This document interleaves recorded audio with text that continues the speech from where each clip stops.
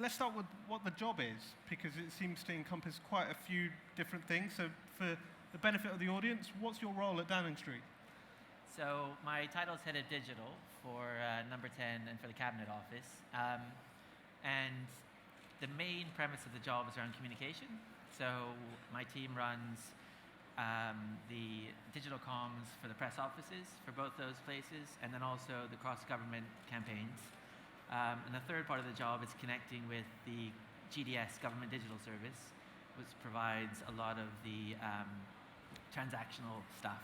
So, going to the website and getting information about your taxes and so on and so forth. So there's sort of three parts to the job. Those first two, the comms part, are the kind of key to the role. And on the comms part of things, you joined relatively recently, I think, a couple of days before the general election? I mean, how did that play out? So, not surprisingly, it was stressful. Right. My job is a civil service job, so in other words, I'm not political. And we had no idea what was going to happen, obviously, before the election. So when I joined, it was nerve-wracking, to say the least. As soon as we found out what the outcome was going to be, then it was sort of, the pedal was right down, and it was time to get down to business. And as most people know, it's almost a little bit of a cliche, but the first 100 days of any government is when they really want to make a difference. And there's obviously a lot more to it, but first 100 days of anything is a key moment, really. So, being that new in that kind of an environment was very, very, very difficult. And I think it really hit home. I mean, the whole going through the front door, Number 10, surreal. I still find it surreal, actually, to go to work through that front door. Getting in and seeing some of the characters that you only ever see on TV, also unusual. My background's in journalism, so it was really strange just because I was on the other side of the fence. Yeah. And I think the thing that really brought it home for me, though, was they tried to make this, and we did, make this what we have been calling the first real digital election. And the meaning behind that is that all of the appointments for Cabinet were done on gov.uk, which is our website, right, and announced through the Number 10 Twitter handle. So I found myself in this really strange situation where I was sitting next to the Prime Minister's office, and people were popping their heads out and saying, this is the new appointment for XYZ, and then myself and colleagues were essentially tweeting that out to the world, which sounds, tweeting's not hard, doing things on social media is not hard, but under those sort of the auspices of all of that, it was very unusual and very exciting, but also, slightly nerve-wracking and stressful. And whose idea is that? Do you have to go in and say, we should really tweet the cabinet appointments? I mean, how do you make that a core part of what you do? So the background to it is that probably 2-3 years earlier, one of my predecessors rightly thought it would be a good idea to make most of the announcements through social media. So when gov.uk, which is the new government website, 2-3 years old more actually, I can't remember exactly when it launched, but 3-4 years old, when that was finally nailed down and all of the government content was in one place, it made a lot of sense to start making announcements through social, because it's, essentially the most democratic way of doing it. Everyone knows at the same time what's happened.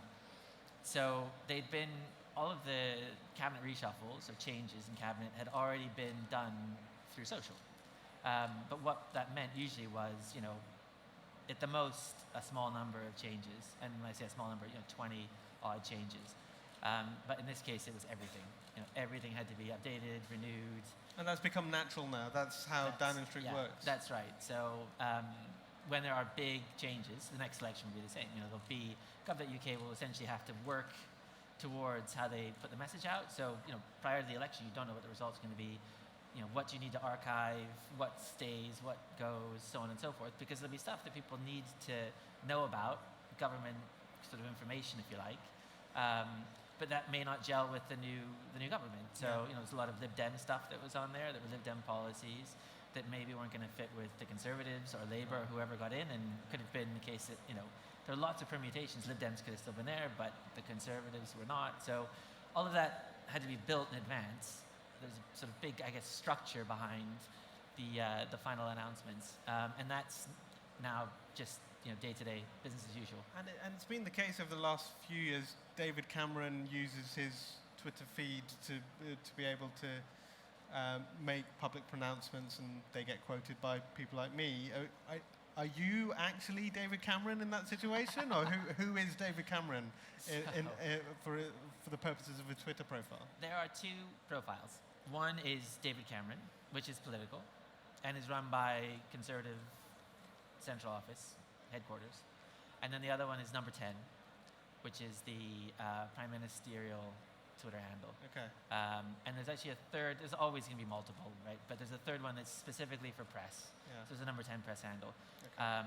And without going into the mechanics of government in the UK, there's a thing called lobby, which is essentially for political journalists who cover Westminster, and they tend to gravitate around the press handle. But the Number 10 one is the sort of official prime ministerial one. The David Cameron one, which is the one you might be referencing. Be careful if a tweet goes wrong on one of those accounts. They always end up blaming either the intern or whoever actually runs the account. So it could be. So, but more importantly, your role is somewhere, like you say, you're a civil servant, but you have to straddle this space where between the politics and the digital and also the civil service, and find a good role for digital within that and within the aims. How do you do that? How do you balance the kind of the competing interests of those two sides? So, as a civil servant, obviously everything I do is not political. It's supposed to be completely neutral, and it should be. It would be naive to say that there aren't politics in Westminster. Westminster is a place for politics. And you're absolutely right. There's, as a result, a sort of very fine line that you have to tread.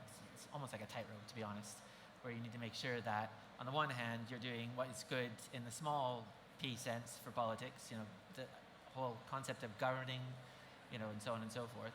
But at the same time, that is not anything to do with what the politics big P, I guess, for want of a better term, or conservative big C, what the party in this case is interested in. So, I mean, the way that we do that is, to take a really balanced and objective look at what's coming through in terms of messaging. There's a government narrative, which is something that is plugged right into the civil service. Every government has one, or should have one, in the UK, and they're the key things that a government wants to deliver. So those are the politics of the small p. That's the bit of governing that we need to do. And that usually comes down to campaigning. How do you campaign around a great example is apprenticeships. So, there is a requirement by the government to get more young people into work. Apprenticeships is a great way of doing that. An example of that is how we use gov.uk. So we use that for the transactional side where people can sign up, but we also have to have a campaigning element, which means that we have a separate website where people can go and they can find out why it's good to be an apprentice, why they might want to do this. So there's a behavior element. But both of those things fall into the small p kind of side of things. There will be other things that are about the conservative kind of view on other parties. For example, we don't touch that with a barge pole. David Cameron, the Twitter handle that's political, the conservative run one, they can say things about the other parties. We obviously wouldn't touch that. Yeah. So that's kind of one of the guiding elements to what we do. And you have to be an advocate for more digital within governing in various different ways. Yeah. The British government in particular have tried to own that as something that they do, that they are digital natives. But can you really point to examples where government policy or government strategy or however governments are running has improved thanks to tech in some way? Can you point to those wins? Yeah, I mean, so the classic is GDS, the Government Digital Service, right? And what they've done is brought all of government digital under one umbrella. So each department had a separate, head of digital, but then also infrastructure and transactional stuff and digital comms. They were all disparate groups that were working separately. What the GDS did was bring it under one roof. The key element of that is gov.uk, which is now run by a guy called Neil Williams. And what that is essentially is a platform for all government transactions. If you go and have a look at it, it's actually fairly, it's not very exciting, but the point is it's supposed to be transactional. And what that did ultimately was not just make it easier for everyone to put in a request to have something like the apprenticeship scheme on that site because you've got one pipeline of work, but it also meant that by bringing it all together, the costs of everything, dropped dramatically. So it's become kind of the jewel in the crown. But that's probably one of the best examples, to be honest, of where the drive for strong digital government has had a really big impact that will be lasting. Mike Bracken, we were talking about him earlier, but Mike Bracken was the spearhead of that. Now it's moved on. And Stephen, the new head of GDS, is taking up the mantle and is going to do a great job. So, I think that there's, right in the heart of government, there's this idea that it is something that must continue, and it's made not only savings, but people's lives easier, ultimately. Yeah. It's interesting you bring up GDS as a great example. We're in Ireland, so I'll describe it a little bit. Like you say, it's a jewel in the crown of the government's digital strategy.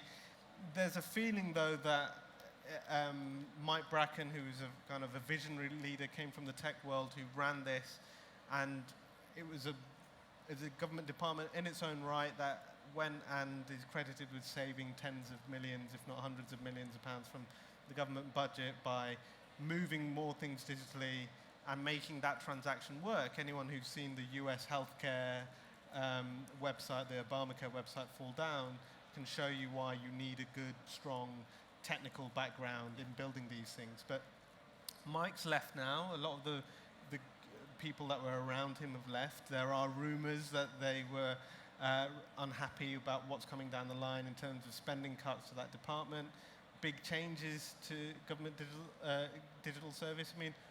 What's happened? Are there going to be spending cuts? Is GDS going to change and transform?